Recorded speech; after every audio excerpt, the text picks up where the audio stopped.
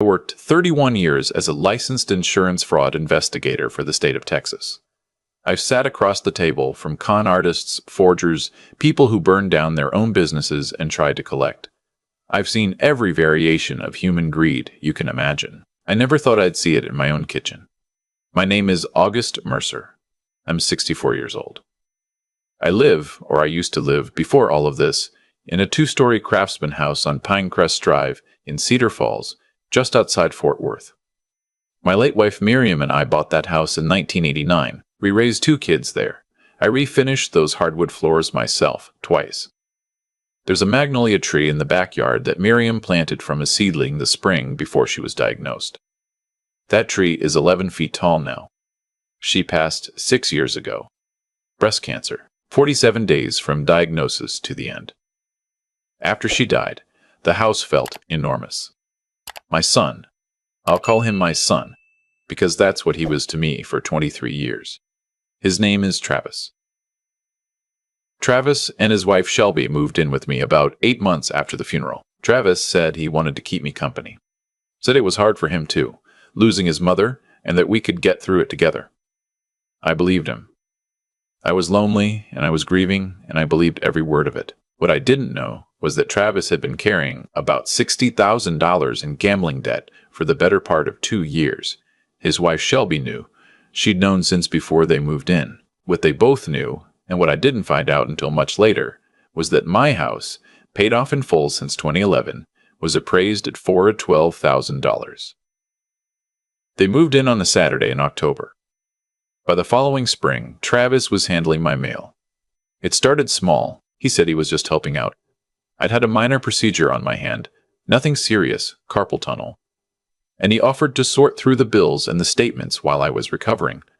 I thought it was kind. I was 62 years old, and my son was being attentive. I let him. Then the mail started going to a P.O. box. Travis mentioned it casually one evening, said he'd set it up to streamline things. I asked why, and he gave me some explanation about identity theft, how older people are targeted, how he was just being careful with my information. He said it like I was the one who needed protecting. I'd spent 31 years detecting fraud, but grief does something to your judgment. I don't say that as an excuse. I say it because it's true and because I think other people need to hear it. You spend 40 years trusting someone completely, and then that person is gone, and you're standing in the middle of a life that was built for 2. When someone steps in and says they'll handle things, part of you just exhales.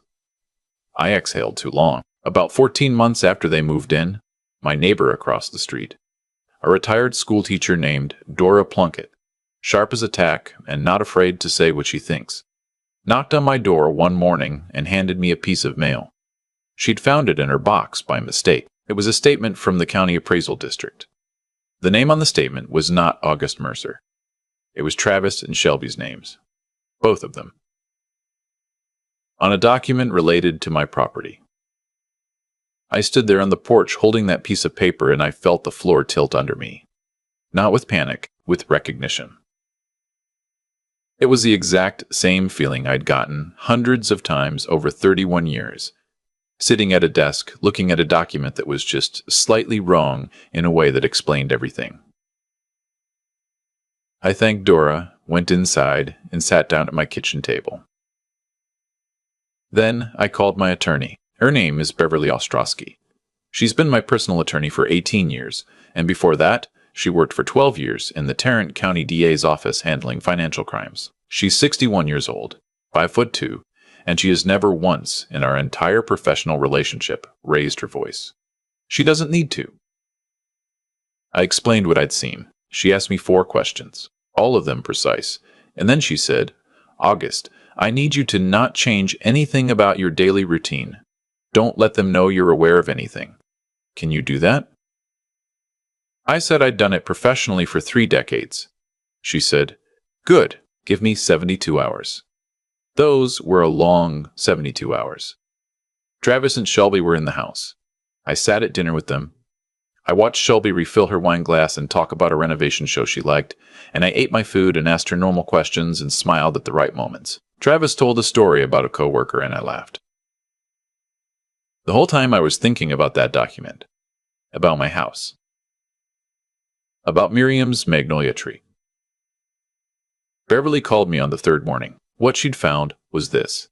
Approximately 4 months earlier, a deed of transfer had been filed with the Tarrant County Clerk's office.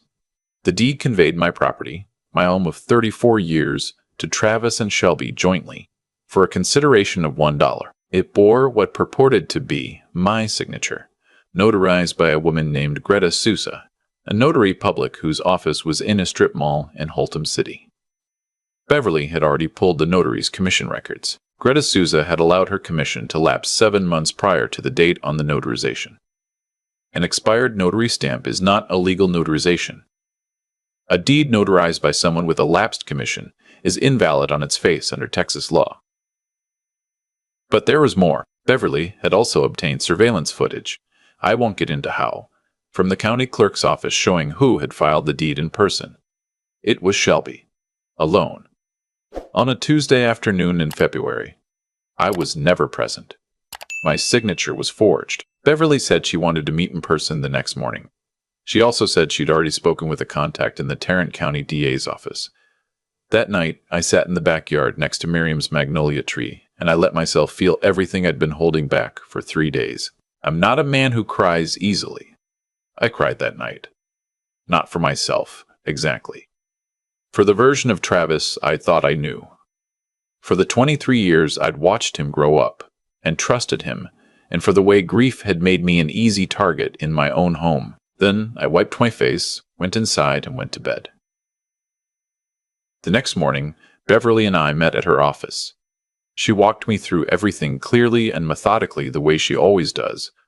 We had the invalid deed. We had the surveillance footage. We had a handwriting expert she'd already contacted who was prepared to examine the signature. We had the lapsed notary commission. We had, she told me quietly, a preliminary conversation with a detective named Jim Asbury in the Financial Crimes Unit, who was very interested in what she described. We agreed on a plan. I went home. I made dinner. I watched television with Travis and Shelby that evening, and I said nothing. Travis fell asleep on the couch during a baseball game. Shelby went upstairs. I turned off the TV and went to bed. 3 days later, while I was supposedly at a doctor's appointment across town, Beverly and Detective Asbury executed a search of the county records, confirmed everything we had, and filed for an emergency injunction to freeze any further action on the property. At the same time, Beverly filed a formal complaint with the state of Texas regarding the fraudulent deed. Then we waited just a little longer. The reason we waited is something Beverly explained to me carefully. We wanted to make sure the case was airtight before Travis and Shelby knew anything was happening. Because once they knew, they might move money, destroy evidence, or attempt to leverage the house before the injunction was fully in place. We do this right, Beverly told me, or we don't do it at all. We did it right. On a Wednesday morning in early November, I was in my kitchen making coffee when there was a knock at the front door. I knew what it was before I opened it. I'd been expecting it, just not the exact timing. 2 detectives from the Tarrant County Financial Crimes Unit stood on my porch. Detective Asbury, who I recognized from a brief meeting at Beverly's office, and a younger woman I hadn't met. Behind them, at the edge of the driveway, a patrol car was parked. Asbury said, "Mr. Barry, Mercer, we have a warrant. We need to speak with Travis and Shelby inside." I stepped back and let them in.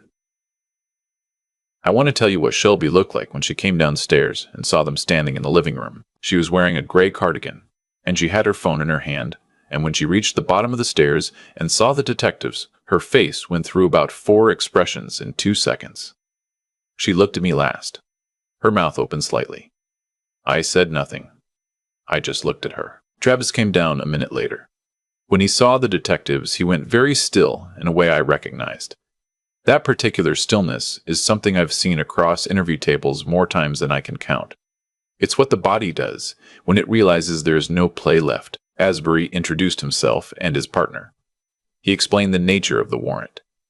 He said the words fraudulent conveyance, forgery, and felony in a calm, even voice. Travis looked at me once during this.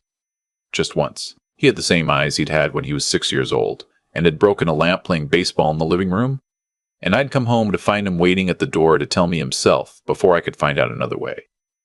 He was a good boy once. He really was. I had to look away. Both of them were taken in for questioning that morning. They weren't handcuffed in the driveway. That's not how financial crimes arrests typically work in the early stages, for anyone wondering. But they were escorted to separate vehicles and driven to the county offices. Shelby called her sister from the back of the car, I was told later. Travis didn't call anyone. Beverly met them there. Not to represent them. To represent me, and to ensure the process moved correctly. What unfolded over the next several months was thorough and, if you'll forgive me for saying so, satisfying in the way that well-executed work always is. The handwriting analysis confirmed the signature on the deed was not mine. 3 witnesses confirmed I had no knowledge of or presence at the filing. The notary, Greta Souza, was located and interviewed. She denied any involvement, and the evidence supported that. It appeared Travis had used her expired stamp without her knowledge, which added additional charges. The gambling debt emerged during the financial investigation. $62,000 owed to 2 separate individuals, one of whom had a record. That explained the urgency of the scheme and helped the DA build a picture of motive. Shelby entered a plea agreement. She received 3 years of supervised probation, 250 hours of community service, and a civil judgment requiring her to pay restitution. Under the terms of her agreement, she provided full cooperation and testimony. Travis went to trial. He was convicted on 2 counts of felony fraud and 1 count of forgery. He was sentenced to 4 years, with the possibility of parole at 2. He is currently serving that sentence at a facility in Johnson County. The fraudulent deed was vacated. My home is mine. It has always been mine. After the trial, I spent a weekend just walking around the house, not doing anything in particular. I stood in the kitchen, where Travis and I used to watch football on Sunday mornings. I sat on the back porch, where Miriam used to have her coffee. I walked upstairs and looked into the room where Travis slept as a child, which had been their guest room. And I thought about all of it for a long time. I don't hate my son. I want to be clear about that, because I know it's probably what people want to know.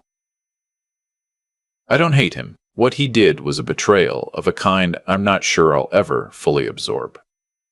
But I also know grief is complicated, and debt is a kind of panic, and people make terrible choices when they're desperate and ashamed. That doesn't excuse it. But it's true. What I do feel, clearly without any ambiguity, is that he made his choice and I made mine. My choice was to protect what Miriam and I built together, to protect that house, those floors, that magnolia tree, to use everything I know and everything I am to make sure that the right thing happened. I've been asked by a few people since all of this became known, neighbors, people at my church, my former colleagues, whether I had any suspicion earlier, whether there were signs I missed. Honestly, there were. Small things. The mail situation. The way Travis would sometimes change the subject when finances came up. The way Shelby would look at the house when she didn't think I was watching. Not like someone who lives somewhere, but like someone calculating. I saw all of it. I filed it away the way I always do. I just didn't let myself believe what it meant until Dora Plunkett handed me that piece of mail. Thank God for Dora Plunkett. She came by after the trial with a casserole. We sat on the front porch for 2 hours, and she told me about a dispute she'd had with her own brother decades ago over their mother's estate and how long it had taken her to stop being angry. She's a wise woman. I'm glad she's my neighbor. I'm still in the house. I repainted the front door last spring. Miriam always wanted it red, and I always said it was too bold, and she'd been gone 6 years before I finally did it. It looks good. She was right, as she usually was. The magnolia bloomed again this year, earlier than usual, big white flowers all the way to the top.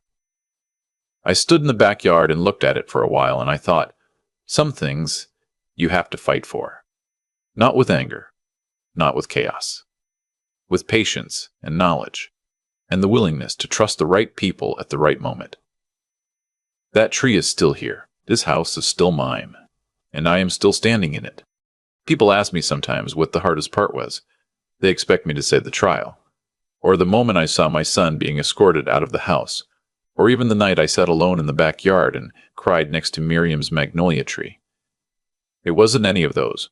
The hardest part was the 14 months I spent being slowly deceived by someone I loved, because that's how it actually works. It doesn't happen all at once.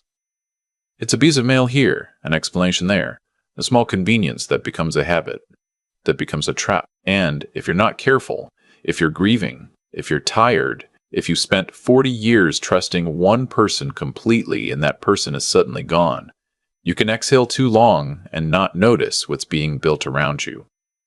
I noticed eventually, but I want to be honest. I noticed later than I should have. What saved me wasn't luck. It was something I'd spent 31 years building without fully realizing I was building it. The habit of paying attention, not just to what people say, but to what they do when they think you aren't watching. The way Shelby looked at the walls of my home. The way Travis changed the subject. These were small things. I filed them away. I didn't want to believe what they meant, but they were there, and when Dora handed me that appraisal statement, everything I'd filed away came together in about 10 seconds. That's what knowledge actually does for you. Not just professional knowledge, the kind you earn from decades of careful, unglamorous work. It builds a kind of quiet readiness. You don't always know when you'll need it. You just know that when the moment comes, you won't be starting from zero. Travis made a calculation.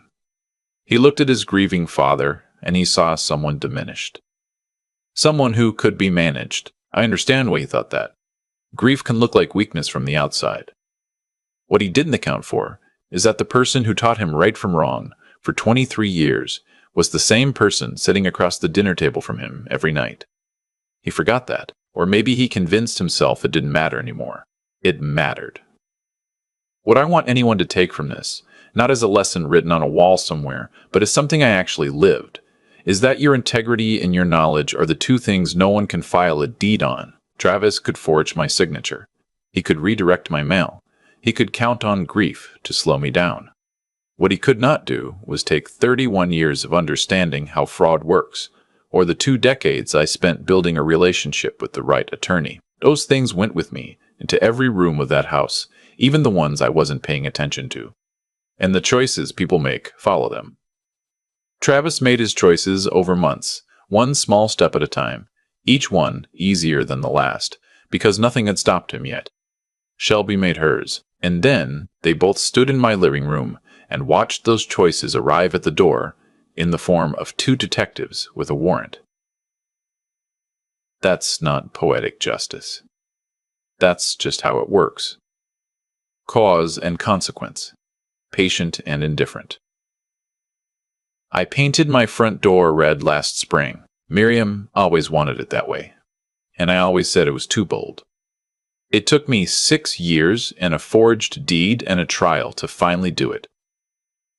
She was right. It looks exactly right.